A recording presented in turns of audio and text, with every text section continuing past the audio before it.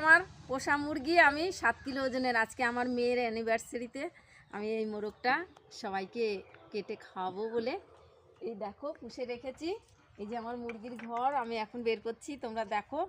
আর পুরো ভিডিওটা আমার ইউটিউব চ্যানেলে পেয়ে যাবে, ভিলেজ ফুড ব্লগে তোমরা পেয়ে যাবে।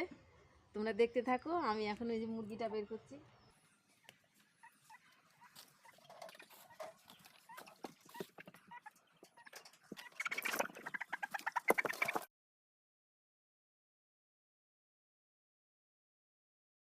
দেখো পুরো 8-10 কিলো হয়ে গেছে।